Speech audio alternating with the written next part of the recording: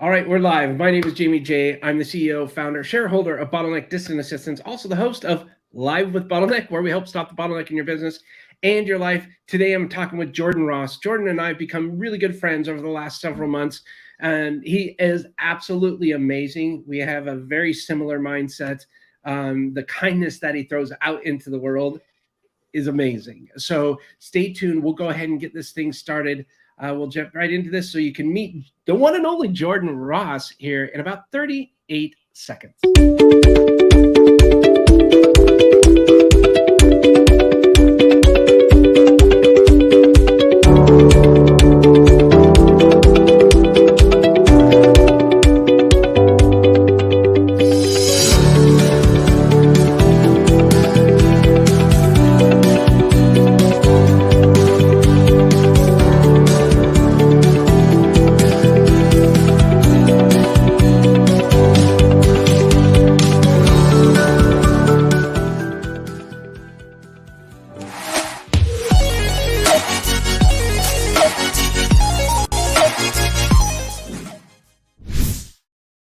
All right. My name is Jamie J, host of Live with Bottleneck. Today we're joined, Jordan Ross is joining us today, and we're going to have a lot of fun. We're going to be talking about some incredible things. So before we jump into this, Jordan Ross is CEO of 8-figure agencies, and what he's going to be talking about today is how to 10 times the right way. Systems, processes, management, and culture. Now, if you know anything about me, you see why Jordan and I are aligned so well. Let me tell you how Jordan can kind of help stop the bottleneck in your business and why he's here. So, as I said, he runs 8-figure agency, a business that helps service-based businesses scale by focusing on improving systems, processes, management, and culture. Jordan broke into the operations world at Amazon, where by the age of 24 was managing a site with 800 employees and grew the P&L from 50 million in annualized revenue to 60 million in 12 months. Today, 8-figure agency works with nearly 40 businesses, guiding them along their journey to ensure they are able to scale with speed. So without any further ado, please allow me to introduce you to Jordan Ross. How are you, Jordan? What's going on, brother? One of the coolest intros. I've been on a handful of StreamYard live streams and podcasts. Definitely the best. And I'm happy to say, we're as of this month, we're up to 45 active. We're up to 43 agencies. We're up to, I think it's 45 or 46 active clients, maybe like 40, even 7. So you got to update the bio, man. Dude, it changes that'll every be a month. weekly update. every month the number's changing. But I appreciate you having me on. This is actually the second time today I'm talking about systems processes, and specifically I was teaching a young TikTok agency today about bottlenecks. I literally took out a bottle and I was explaining where the concept of the bottleneck actually came, because when you turn it over, look at the neck of the bottle, right? This is as much as the word could come out. So happy to be here, man. I'm excited to chop it up with you. Man, thank you so much. I know you're a busy person, so we'll kind of jump right into this. So I wonder, for those that are listening, and by the way, if you're listening, it's live right now. Feel free to ask questions. I'm happy to bring them in. And we got someone calling in. We already have callers calling in. Feel free to write in. If you haven't done this already, you have to go to StreamYard.com/Facebook and just make it okay for you to have questions here. Or you're on LinkedIn or on YouTube, feel free to ask away. We'll go ahead and make sure to get that sorted for you. Also, if you're watching this and it's in an evergreen mode and you want to ask Jordan a question or ask something else or make a suggestion, please leave a comment. I'm happy to forward that to Jordan and or answer that on the spot. So with that being said, Jordan, if you can, tell us a little bit more about who you are, what you're doing, and how the heck you got here. Yeah, brother. First and foremost, I'm really grateful that you put me on the show, got me on the show. It's been a really awesome journey. This is my life's passion. I think the root of this is leadership, right? I got into the operation space because when I was an undergrad back in the day at Ohio State, I wanted to run a business. Like, I had the only intention from being a child, I want to run a business. And I went to Amazon with the only intention, I'm going to learn how to run operations with the best. Because in my head, if I learn how to manage, if I learn how to operate, if I learn how to lead, I can figure out the marketing, the sales, the finances. But I feel like there's a reason Amazon's Amazon. Went for there for a number of years. Like it said in the slide, I had worked there and managed over 2,500 employees. My last role, I was managing 800 employees, and I grew that business unit as a site lead from 50 million to 60 million annually. And when I left, I had discovered during my time, I love people. I have this just passion for helping others, and I just have this ability, almost like I've been given the comparison. I think like an engineer, to be able to see how everything connects in my head. And when I left Amazon, I started working with entrepreneurs to help them scale, right? The number one thing entrepreneurs struggle with is either sales and marketing or actually running a business, right? They don't know the operations. They don't know how to manage people. They don't know how to hold people accountable. They don't know how to retain people. They don't know how to increase lifetime value of customers. They don't know how to build all these things that I knew how to do. I started doing it. And, I got my first agency client in November 2019. And like I said, we have 43 agency clients. We're up to 47, maybe even 48 clients right now that are active in March of 2022. And that is just saying that number, like it's an exciting, grateful moment for me, because my biggest passion is like, if I'm winning, that just means I'm helping more people, right? If I have success, that just means my success means I'm helping way more people than is represented in these words of like 40 and whatnot. So I'm just super grateful to be here, have the opportunity to serve people. So thank you for your service, by the way. And I do have one thing, and I would love to see what your motivation was, or love to hear and see, I guess, what your motivation was to start this agency. So, one, I went to Amazon to be an entrepreneur. I knew I was an entrepreneur in disguise in training the second I went to Amazon. And when I was there, I was just focusing on building skills. Like that was it. Knowing that one day I would quit to go build a business. When I was there, I just learned I am so great with people that this is what I need to build a business around. I need to focus on people. So I don't talk about this much because the correlation with the industry is not the best. But I went to go get professionally trained as a coach. I went through like some life coaching, went through some business coach training, went through NLP institutions, went through business consult training. So I was taking my Amazon skills and learning how do I show up as a professional. Those I went to 3 institutions, and what I walked away with is how do you actually run this business as a professional. And when I left, it was I need to help people, right? And entrepreneurs are my tribe. I just feel gravitated towards entrepreneurs, right? People that want to really make a change in the world. But what's the biggest bottleneck for most entrepreneurs? It's themselves. And I've never built a business. I've never scaled a team past 5, or I've never managed people, right? All those things I said before. And when we get down and dirty with business owners, for us, it's so simple. Like, here's the strategy: 1, 2, 3, 4, 5. But we see it. You can't see it can't read a label when you're on the inside the box. So that's kind of what inspired this journey. Has that changed since you started? What specific one? The reason that you got into this, you had a why when you got into it. Has your why changed? No, I think my perception of the why transforms. But I think if you boil down to the root, I really just want to help. I love it. I feel compelled, and I feel like this is not something I wake up to do. This is something I have to do. Like I'm extremely driven. It feels like on a bigger plane, there's like a spiritual mission here for me, and it's so much more than just helping businesses grow. So yeah, so if anything, it's just deepened. See, I love that. I think it's great. I have a couple questions I want to talk to you specifically about 10 times in your business the right way and what that means, and get rid of the hustle movement and all of that stuff that is kind of icky and not really resonating with me too well. I'm really interested in to hear what you do there. But before I do that, the reason I asked that question is this has been asked by other people, and other people have realized that when they started a business, they kind of got into it and they found out and they discovered along the way that their why kind of shifted, their vision shifted. And I just want to say to everybody, that's okay if your vision shifts a little bit. I got in and I started Bottleneck because I thought, man, that could be a pretty lucrative business. I'll just be honest. I thought, man, I can make some money. And then, and I believe I've told you this story before, but it's super powerful to me. I got a call, and it was from somebody on a Saturday, one of my clients, who had been in business for 3 years, who had not had an assistant before, but it had been 3 months since they hired somebody. And they called and they said, hey, Jamie, I said, what the heck are you calling on Saturday? And then they said, and I remember telling you this, they said, you know, I just want to let you know this is the first Saturday I'm taking off, and I'm just sitting here with my wife and kid. And then I heard the phone rustle away, and his wife said, Jamie, thank you for giving me my husband back. At that instant, my why changed. And it went from a more selfish reason to a more selfless reason instantly. And it was a big eye opener for me.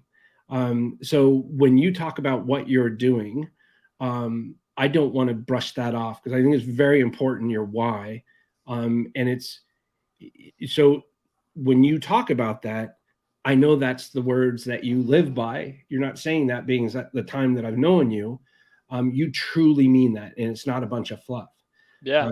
And so it impacts people. And I just kind of wanted to hit on that for a second because I love the fact that it hasn't really changed for you, and you're still there because you absolutely love helping people out. Yeah. And I think, I don't want to undermine, when I was a teenager in my early, I would probably say, yeah, teenager, right? And maybe when I was 20, I was doing everything. I was hustling. I tried buying, like, flipping land, like broke, like crypto. I tried all the typical things that, at least especially people now that are doing, like the Gen Zers are coming up right now. I'm a millennial. I did that because, I'm money motivated too. I do want to live an amazing life. Um, and it just, I couldn't find the energy to wake up and want to do it. That was it. Like, this is effortless for me. I wake up, I want to work. Because I know if you're compelled and you love what you do, it's just the simple adage, it's not work, right? So yeah, so I appreciate you calling that out. Yeah, for sure. So tell me about this growing your business 10 times your business the right way, systems, processes, workflows, culture. What does that mean to you? Yeah, so I think this is one of the most under discussed topics out there. And you guys have guys like, you have the Grant Cardones of the world where it's 10x. And you have Russell Brunson's where it's also funnels, funnel hacking, all that stuff. I think the way I think of this is building an empire, or depending on your business, it could just be building a house or it could be building an apartment building. It's very mechanically and engineer driven, right? So when I think about this, I think about when I go into a business, what are the different components of a business? We have the power, which is sales and marketing, that turns the lights on, literally. You have the foundation, which is your offer and P&L, right? You have your OS, which is your software, your SOPs, and where your learning management system is. And when you say OS, you mean Operating system. That's where everything's housed. So you have your finances, you have your offer, and then beyond those things, right, there's some small things like the actual structure in which you set up the business, the org chart, responsibilities, and things like that. So you have your foundation. If that foundation of finances, org chart, SOPs, software is solid, then you move on to the bricks, which is how we actually operate, right? How we fulfill, how we sell, how we retain, how we manage. It's actually the action of doing the things. And then you have what holds the house together, which is your cement. So that's management processes, data, and meetings. So management is the glue or cement behind everything. And then when you walk into that house or this empire, right?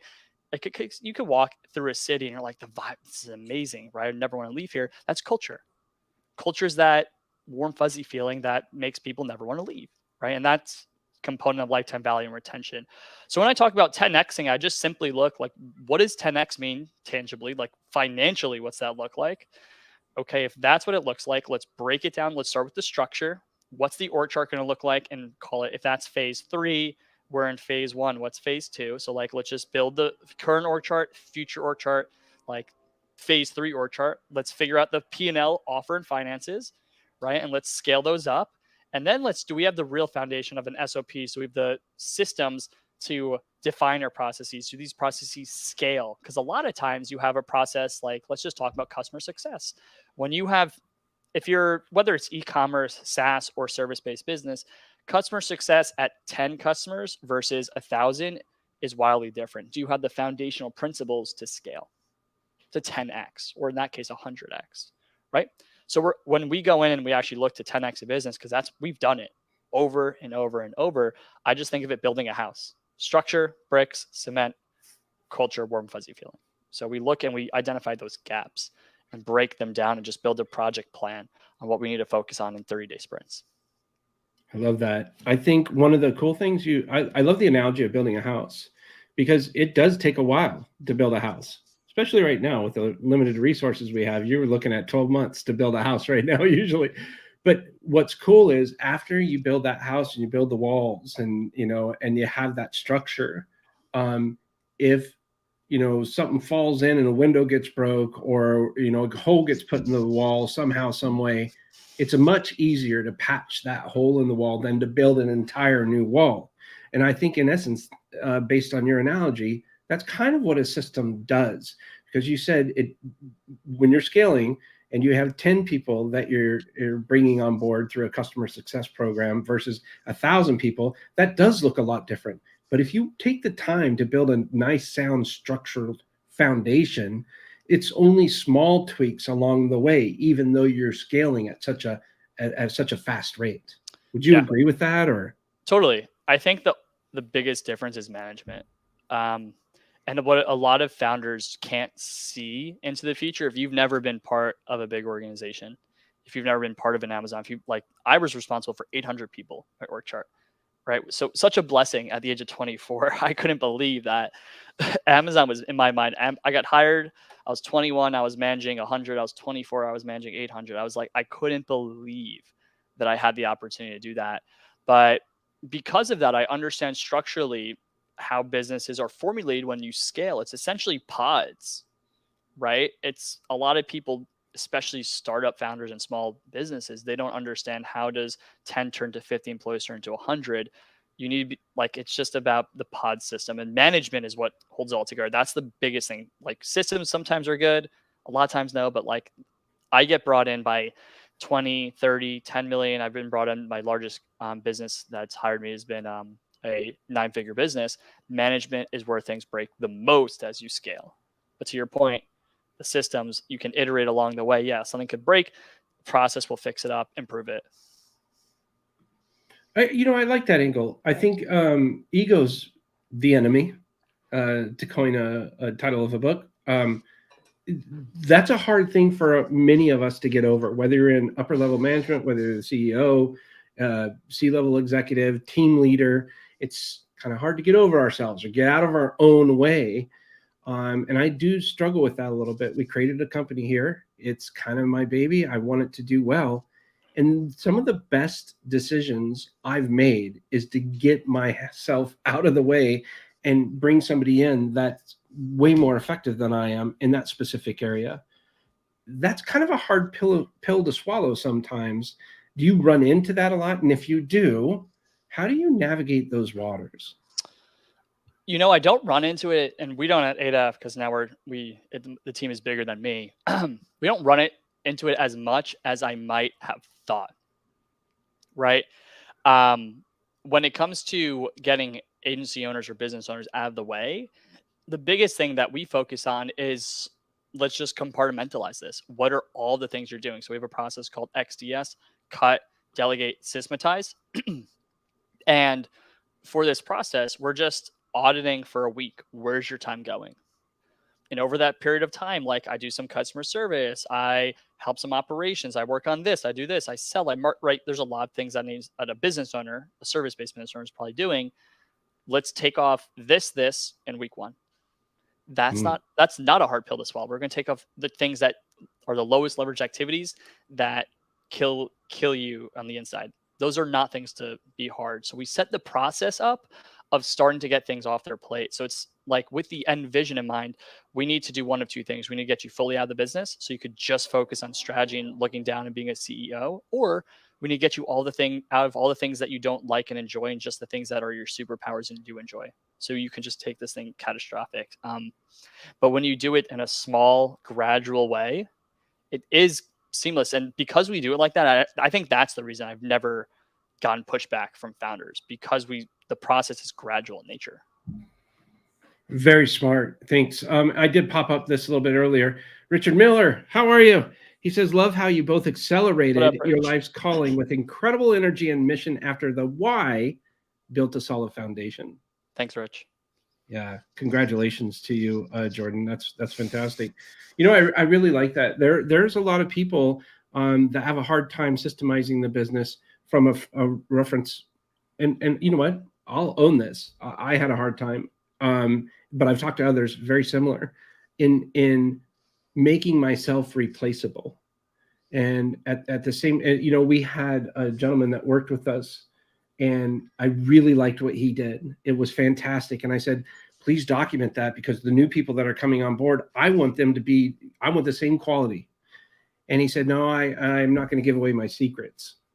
And I said, I'm not stealing your secrets. I love what you're doing, and I want more people to do what you're doing, so that, you know, we have a collective, you know, effort going on, bringing somebody on, getting them, you know, reduce that learning curve drastically.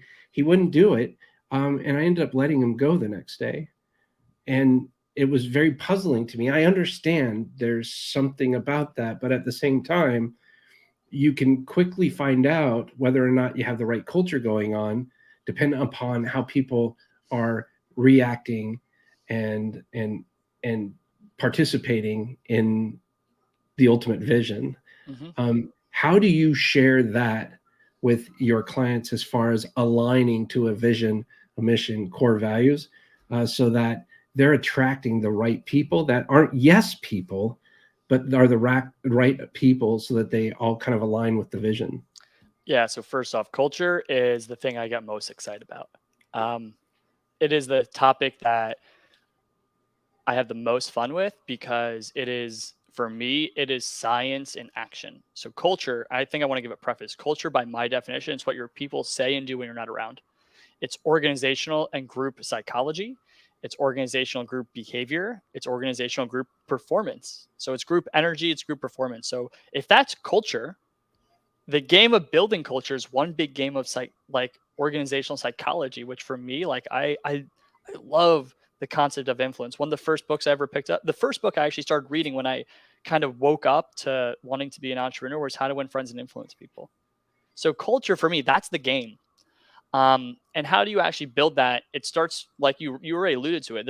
I have one, two, three. There's four foundational principles of culture. So your values, which are set the standards of a business, heuristics, which is actually not talked about anywhere. You'll find maybe one or two references of that, and I think we could go into it here because that's unique. MVP for me, it's mission, vision, purpose, or there's a lot of different modalities, and internal marketing. So how do you get people to buy in? Well, you need to define what your DNA is. I encourage usually doing 5 core values, and your unique 5 that you'll pick will define your DNA. Because once you have values, you need to define what those mean.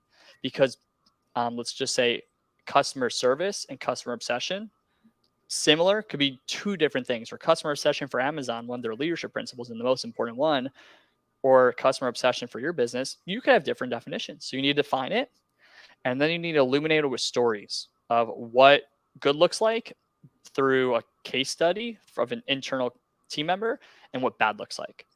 So that's how you set the standard. You define it, and then you start telling stories. And then, just like I gave the house analogy, the cement that holds it all together is internal marketing. So once you define your values, your heuristics, which we'll come to that in a second, and your MVP, mission, why are we doing this? Vision, where are we going? Purpose, why we exist?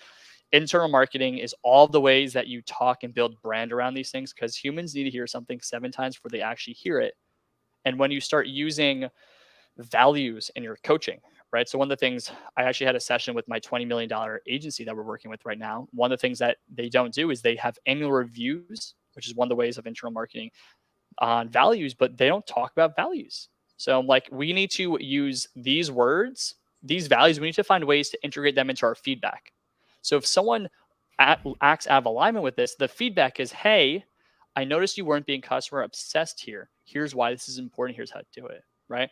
And then there's shout outs. So people are more incentivized to be acknowledged and seen than anything else. So when you shout people out who live by your values, that will create buy-in, right? It's kind of like the habit loop. When you get the positive affirmation that you're doing something right, you'll want to do it more.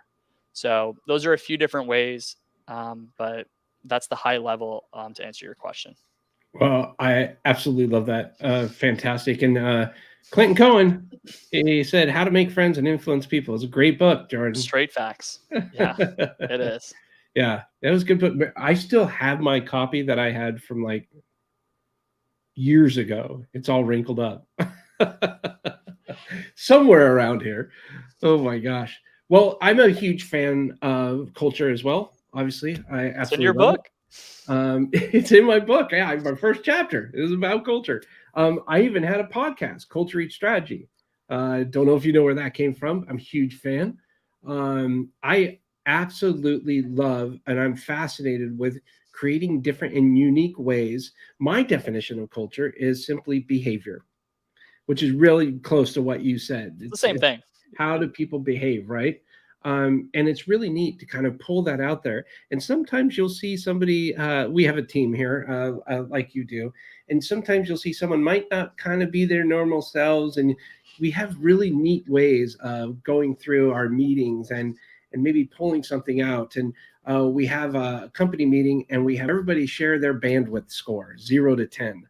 And what's really nice is if someone's a 1 or a 2, meaning they don't think they have much work, or someone's a 9 or a 10, we'll address those and we'll ask them, "How are you doing? How can we help?"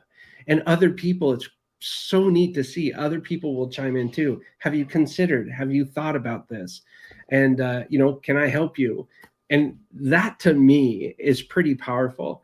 I am also seeing some of the other meetings that I'm not on. They do record those and I watch them. And you're right. They approach those meetings the same way. And to me, it's such a blessing to be surrounded by so many people. We describe before every meeting, someone reads the vision, the mission, our provocative points of view, and we talk about these things. And what's even more important is we go over our missteps.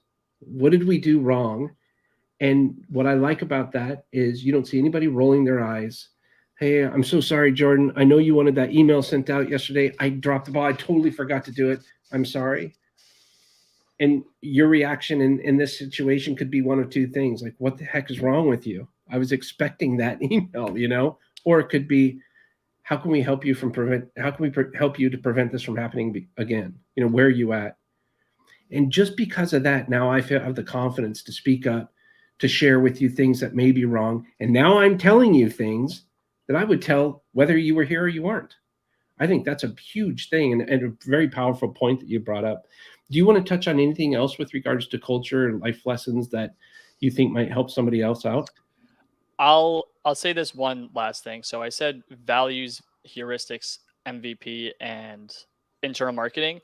Internal marketing is not talked about that much, and heuristics are not talked about at all. So heuristics are simple sets of rules that drive complex sets of behaviors. So at Amazon and at every really good enterprise, they have these. They just don't define them as what they are. There was a lot of management heuristics. Trust but verify was one. Assume positive intent was one, right? And there's a slew more. But these simple sets of rules, like in an instant, I need to make a decision on what to do or how to act, right? So when you have a simple rule like trust but verify, when I was in my first 6 months, I had to leave for the dentist, and I asked my assistant manager to send my end of day report out. I assumed, I trusted that he would. I got back the next day. My manager says, "Jordan, did you send the end of day report out?" I'm like, "Justin," he's like, "No, he didn't." "Did you trust but verify?" "No." Instantly, that heuristic guides my behavior moving forward. If I leave early, I verify that my people are going to close out the things I need to get closed out. So I would say if you're interested, you could shoot me a DM or reach out, because that's the complexity of culture. It's nuance that takes intentionality to build. And if you want a 10x the right way, that is right. Culture is what keeps people. Absolutely. I love it. Say, Jordan, I know we're getting close to the time to wrap up here. What's the best way for people to reach out to you? Yeah, so I'm on LinkedIn at Jordan Ross. I'm on Twitter at Jordan_Ross_8F. Or if you want to come check out my website, that's the number 8figureagency.co. We are servicing all service-based businesses. Our niche is agencies, digital marketing agencies, but we do have a handful of inbound leads and referrals that come through that are service-based that we still handle them. We just don't build our brand around it. So thank you. Definitely. And I'll pop that up there too, eightfigureagency.co. So Jordan, anything else you'd like to say before we wrap today? Well, there's a lot I could say. I think just the most important thing, I made a post on Twitter. Twitter's becoming my biggest inbound platform right now in the last 48 hours. I think if you have an intention or desire or mission, and if you have the right strategy followed up with the right execution and the right persistence and guidance, you'll hit it, right? So what I laid out on the house analogy, all these models and templates already exist. And the reason we exist is because it's hard to read the label when you're on the inside of the box. So we found people move faster in teams. There's a reason LeBron James has a strength coach, a conditioning coach, a shooting coach, right? It's because elite performers need elite supporters. So if you're looking for someone to take your agency or business to the next level, we're here to help. So thanks, Jamie. Thank you, man. And Clinton wanted to throw one more. He said thoroughly enjoyed the session. So many Thanks, gems Clinton. were dropped. Yeah, thank you, Jordan. I really appreciate it. What a wealth of knowledge you are, and just man, super impressive, man. When I was 24, I didn't know what the heck I was doing, man. I was Amazon. I'm 27 now, right? And I do feel I'm very grateful to have been put into the right positions and situations to be able to consume. But I mean, I graduated college in 2016, right? 6 years ago.